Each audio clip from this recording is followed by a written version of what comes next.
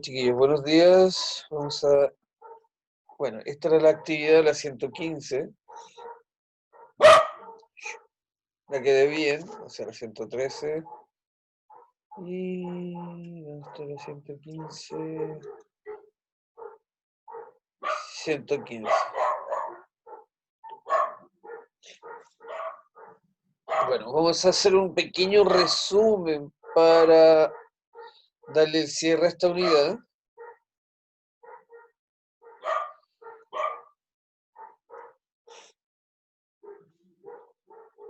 Vamos a hacer un cierre generalizado, vamos a terminar de ver lo que es ya la conformación del Estado chileno, por eso digo, es un cierre total. La conformación del Estado chileno, la conformación del Estado-Nación de Chile, cómo se conformó este Estado, cómo se empezó a funcionar.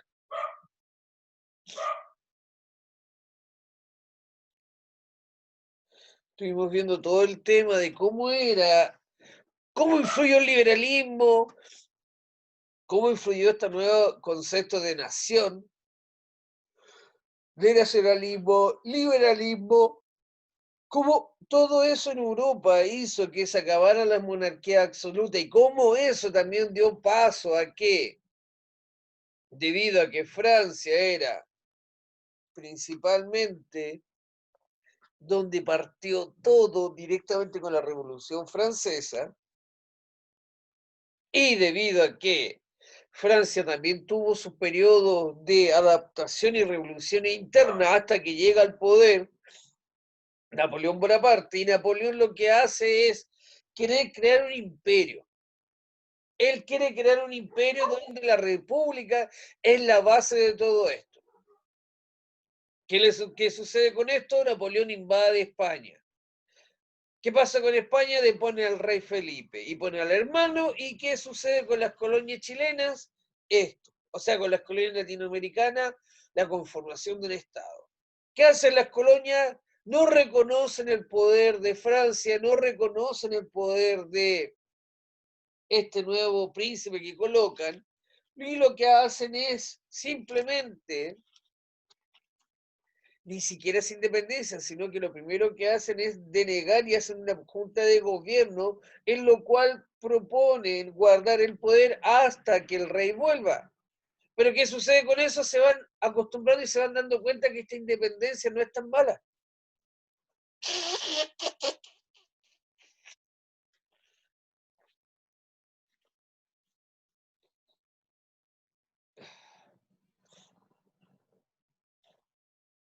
Se van dando cuenta que esta independencia no es tan mala y le empiezan, como se dice, a tomar el gustito al asunto.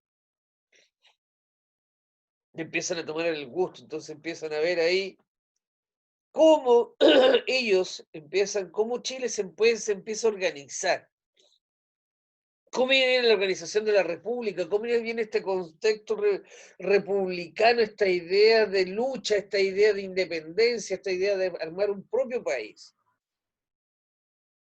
Como dice acá, la organización de la República durante el siglo XIX en Chile.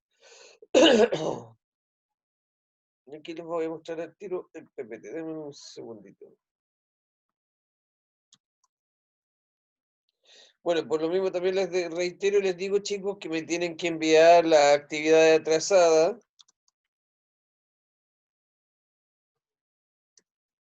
de todo el mes de agosto y de septiembre.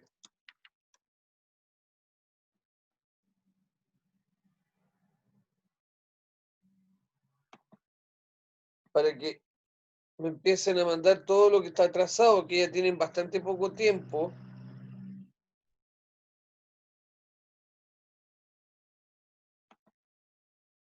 Así que, chicos, me tienen que enviar las actividades, todas las actividades que están atrasadas de el mes de agosto, me deben el mes de agosto y me deben el mes de septiembre. También tienen que recordar que me tienen que mandar la actividad de formación cívica, que son en portafolio 6 y 7. Yo ya voy a subir el 8. Así que tienen más o menos esta semana antes del lunes porque yo voy a colocar las notas.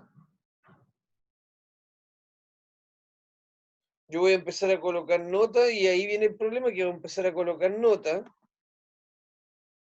y el día lunes cuando esté en la reunión no va a haber van a haber de nuevo puros rojos, así que la idea es que la gente que me debe trabajo me los mande. ¿Dónde está esta cosa? Ya, listo.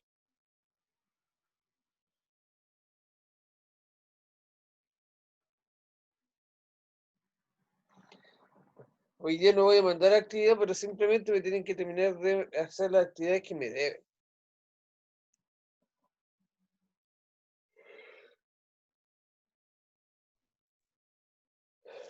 Ya chicos, la Organización de la República.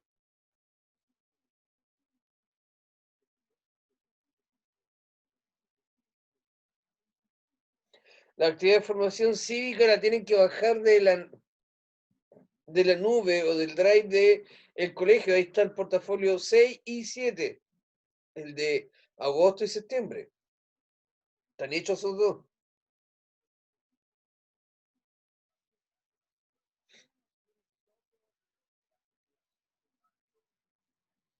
Ya chicos, la Organización de la República. Vamos a hacer un repaso general de esto para avanzar y cerrar el tema de cómo Chile se organizó en una república.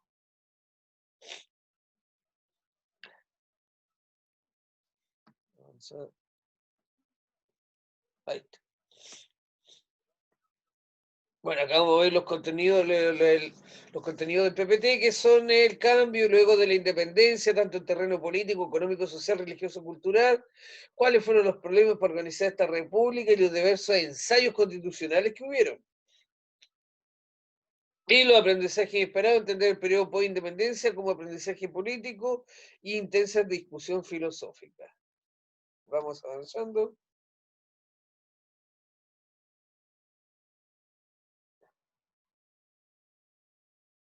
Ya. Hay que entender que, como dice acá, la organización no fue fácil y los ideales que impulsaron los movimientos independistas muchas veces no se conjugaron con la realidad de los países americanos. Así, durante buena parte del siglo XIX, quienes se separaron de España vivieron inmersos en la inestabilidad política, soportando continuas guerras civiles y siendo capaces solo de instaurar débiles sistemas de gobierno que eran fácilmente derribados por los caudillos de turno. ¿Qué quiere decir esto? Que después de que se logró esta independencia, se acabó este ideal donde todos estábamos peleando juntos, todos seguíamos en el mismo contexto de decir, nos vamos a independizar. Se fueron los españoles, ya no hay más guerra. ¿Qué hacemos ahora? ¿Qué hacemos? ¿Quién toma el poder? ¿Quién organiza esta república?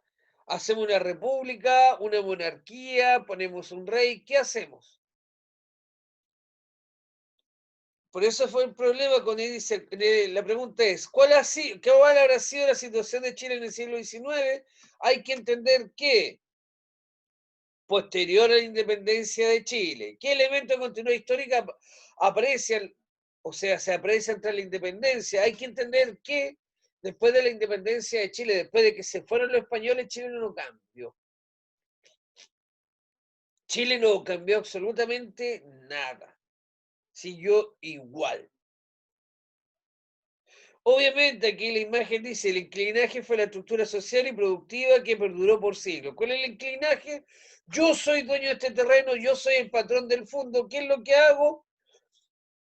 A cada uno de ustedes le entrego un pedazo de tierra para que lo cultiven, lo trabajen. Obviamente me tienen que entregar parte de la producción que sacaron y a la vez pagarme. Eres un inquilino. Yo te cobro un arriendo por ese terreno. También dice acá, se mantuvieron las estructuras productivas coloniales, o sea, no hubo diferencia, o sea, las clases, después de esta revolución, después de esta idea de que se iba a cambiar todo y iba a ser diferente, no fue así, porque las estructuras coloniales se mantuvieron igual. La aristocracia, la clase aristocrática era la que mandaba, obviamente después venían los criollos, que eran los que venían revolucionando este tema de un cambio y después venía la gente, principalmente en esta época lo era el campesinado, y los pocos esclavos que quedaban. Y por otro lado los indígenas. También había una dependencia económica, todavía se dependía económicamente de lo que era España, todavía se dependía de ciertas situaciones que no se lograban realizar o no se lograban quebrar todavía o sacar en el hecho de decir, somos independientes, podemos comercializar con quien queramos. Y obviamente el legado cultural estaba supermercado, más allá de que nos hayamos independizado, más allá de que se hayan querido ir de los, sacar a los españoles, seguía la misma cultura. Una cultura católica, religiosa muy arraigada, clases sociales muy marcadas. No fue lo mismo que sucedió en Francia después de la Revolución Francesa, donde toda la estructura, toda la sociedad cambió por completo. Aquí siguió igual. No hubieron mayores cambios.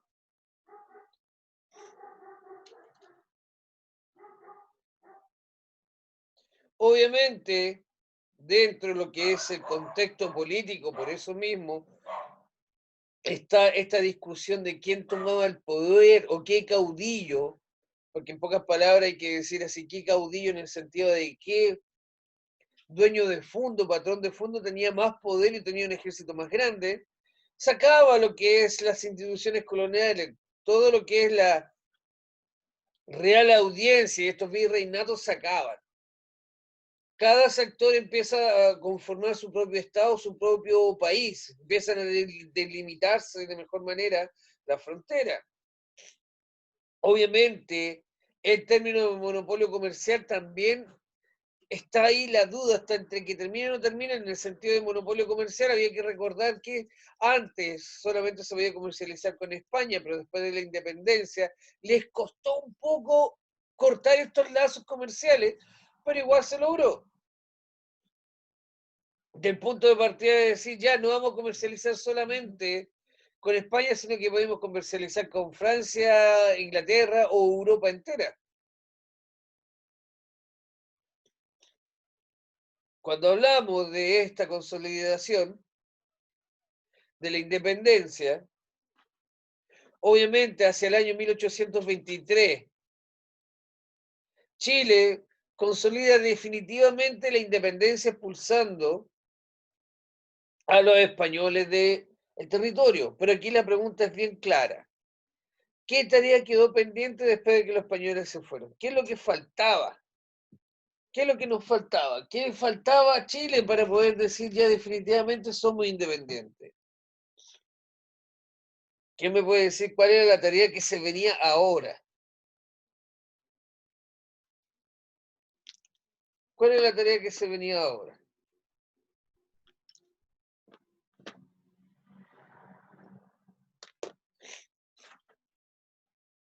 Bueno, la gran tarea que se venía ahora era organizar políticamente al país, ver quién se, más que quién quedaba a cargo, era qué estructura le dábamos a este país. Se peleó por una independencia. Estaban los ideales liberales en el sentido de querer conformar una república democrática. Pero ¿quién mandaba? Por lo mismo que les digo, está solamente, no había cambiado mucho la estructura social, política y económica de lo que era Chile. Se fueron los españoles, pero todo siguió igual. No hubo mayor cambio.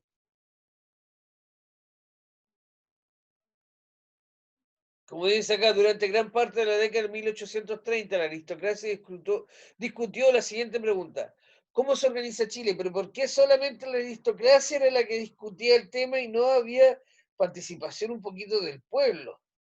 Como lo que muchos esperaban que fuese igual que en Francia, donde el pueblo tomó la decisión, donde se organizaron, donde la república fue una república democrática, parlamentaria, donde el pueblo participó.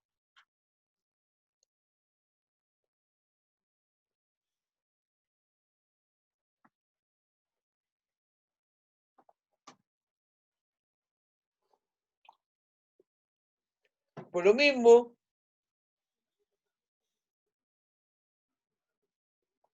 Acá en Chile solamente la aristocracia fue la que tomó estas decisiones. Entonces la pregunta era, ¿cómo debería o cómo debe organizarse políticamente Chile?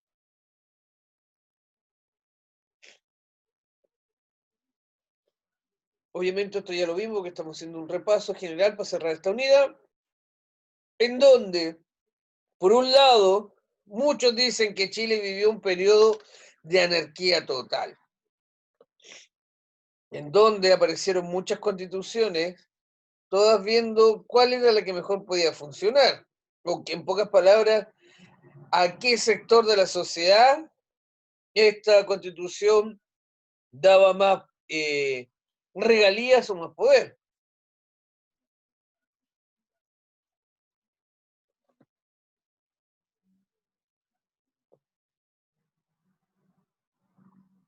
Por eso se dice que se hizo énfasis en un periodo de anarquía y otros lo llaman ensayos constitucionales.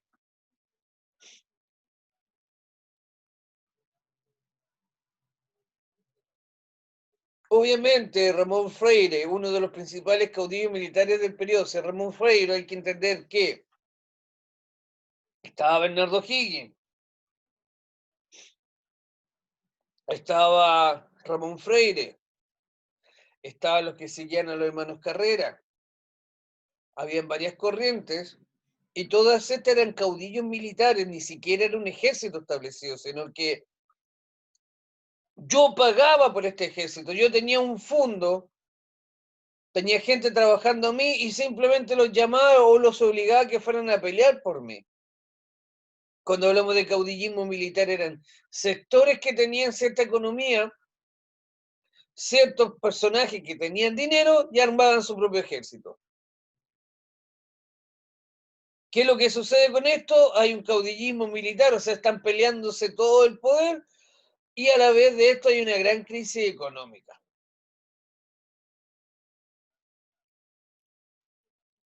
Porque hay una crisis económica porque obviamente como se está viviendo una guerra civil, la economía está siendo desprotegida y la economía no está siendo el primer punto de partida, entonces no se sabe para dónde va la micro, entre comillas.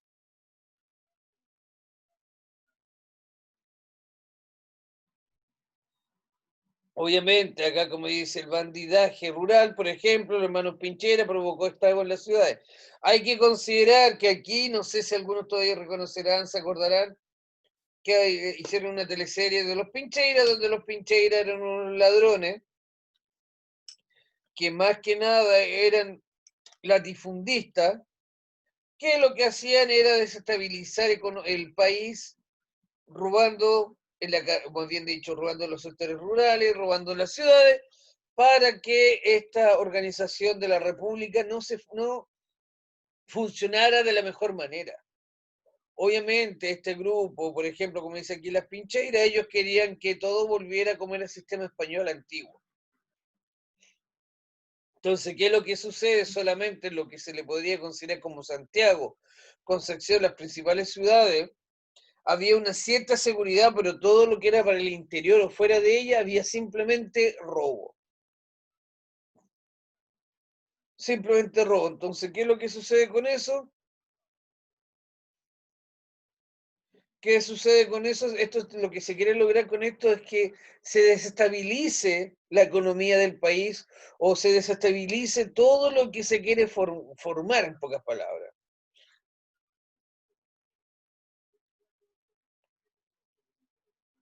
Obviamente, ya después de una serie de guerras, de batallas internas, se organiza más o menos la República. Desde 1823 a 1830, que sería como la primera versión de lo que sería una república chilena. Como dice, queda una serie de gobiernos de corta duración entre ellos, están Agustín Izaguirre, Congreso de Plenipotenciario, Ramón Freire, Blanco Encalada, Francisco Antonio Pinto, en donde aparecen estos personajes que toman el poder a la fuerza, instauran una constitución, pero después es derrocada posteriormente por otra.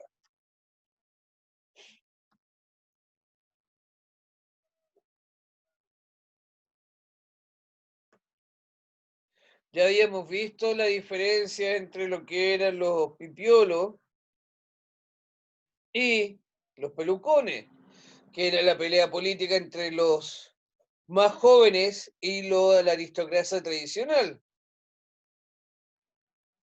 en donde unos querían una república liberal totalmente por parte de que el pueblo participara y los otros querían seguir con el mismo sistema, entre comillas, aristocrático, donde mandaba solamente los más ricos y mantenían el mismo sistema que tenían con los españoles. De aquí viene la pelea en donde se unifican y empiezan a ser los primeros ensayos constitucionales, donde por primera vez se ve la organización de una república. Por lo mismo que yo le expliqué la otra vez, que están las leyes federales, después está la ley moralista, la constitución moralista, hasta que se llega a la constitución aristocrática de 1833 y es la que se mantiene.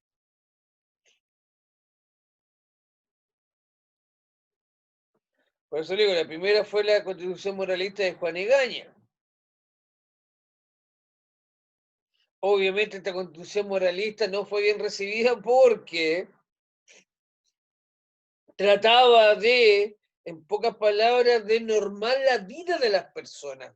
La constitución es más que una constitución política preocupándose de la economía, la conformación del Estado, se preocupó de cómo la gente debía comportarse en la vida diaria. Por eso duró muy poco y fue destituida muy rápido esta constitución moralista. Después tenemos las leyes federales, donde se pretendía copiar el sistema norteamericano o estadounidense, pero Chile, el territorio era bastante pequeño, no era tan grande como para dividirlo en estados o en estados federales, aparte que siempre ha estado instaurada esta concepción, este modo de pensar de que el poder siempre es centralizado, siempre se ha tratado de que Chile, el poder esté en manos de unas poquitas personas y en un solo lugar.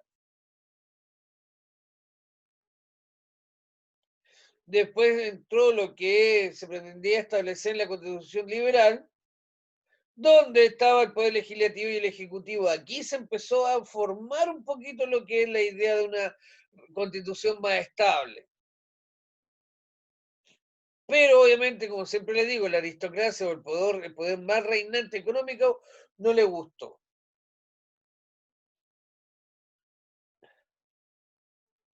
Hasta que aparece toda esta discusión y esta gran pelea que yo les decía que eran los ensayos constitucionales, donde por un lado unos querían una cosa, otros querían otra cosa, hasta que apareció la Constitución de 1833,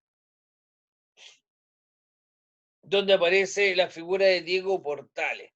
Él escribe la Constitución de 1833 y es la que se establece definitivamente. Esta Constitución es la que se establece y es la que duró hasta 1925.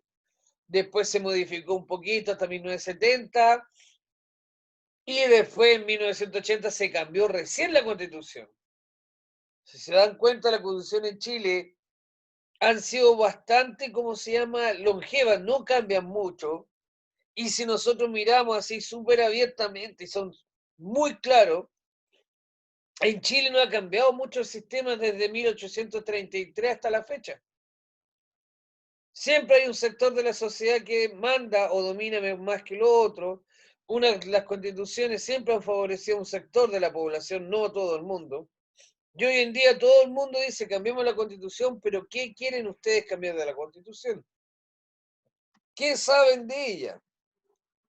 Y lo mismo que hayamos estado discutiendo siempre es lo que es formación cívica. ¿Qué queremos cambiar de la constitución? Dame un segundo para mandarle a la tía Dani la, la lista. Para mandar la lista que me la están pidiendo, chicos. ¿Quién está presente, quién no? Dame un segundo.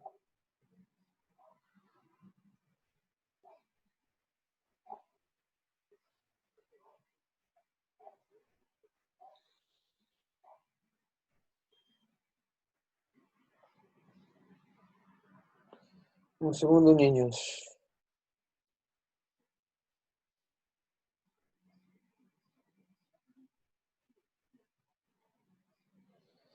Primero medio.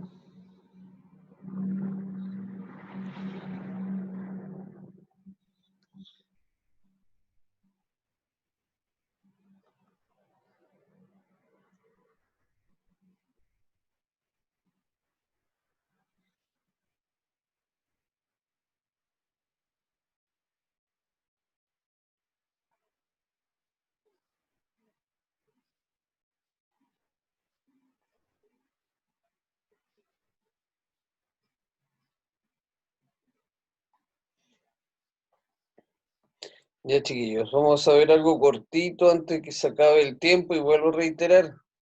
Mándenme las tareas que tienen atrasadas, las que me deben de lo que es todo de formación cívica, tanto como las de historia del mes de agosto y las del mes de septiembre. Vamos a ver esto que es más cortito antes que se me acabe el tiempo.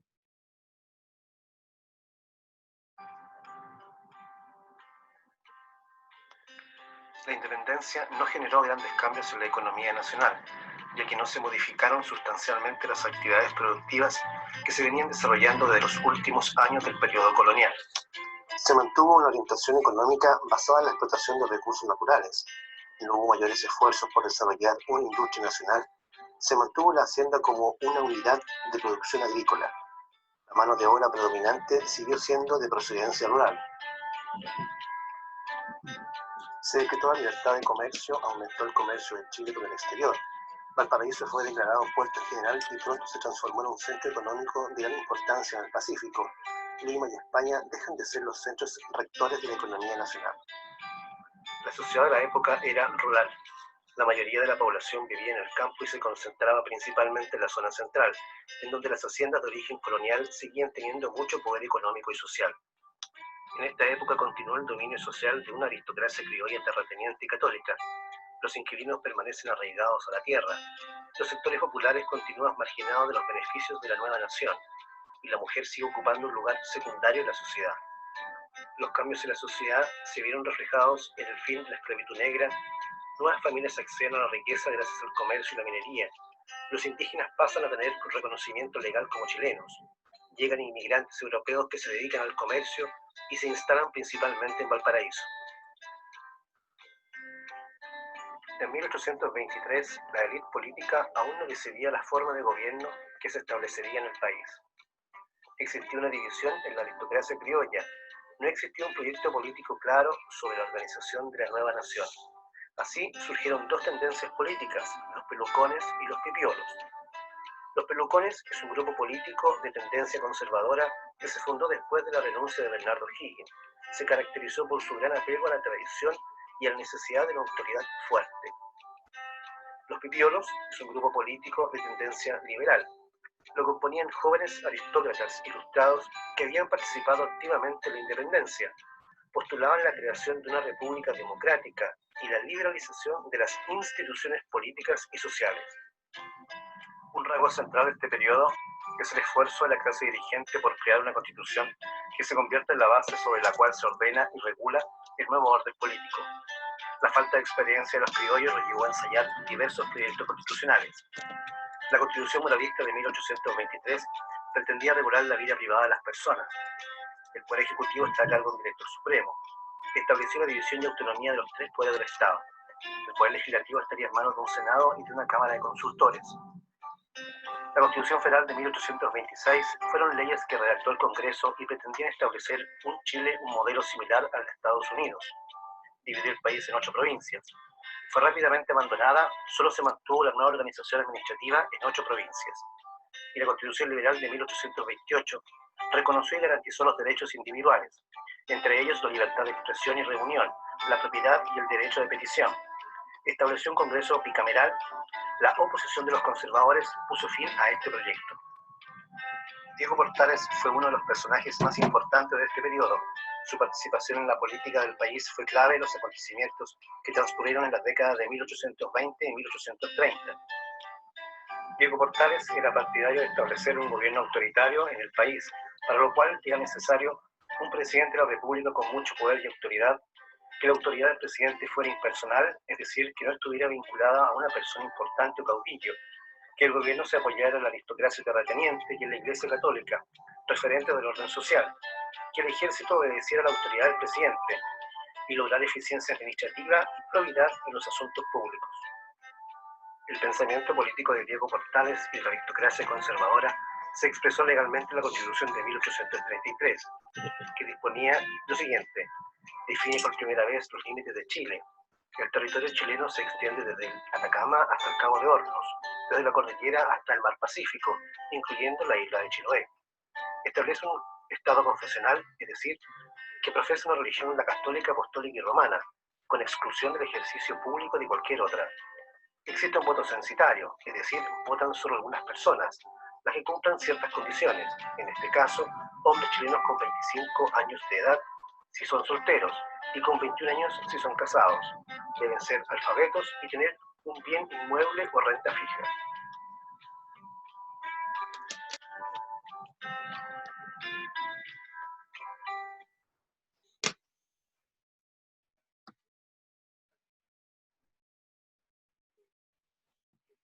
Ya, chiquillos, vamos quedando claro cómo fue el periodo de ensayos constitucionales o el periodo de anarquía en Chile, donde se conformó y se estableció definitivamente el país. Se conformó esta constitución que duró mucho tiempo.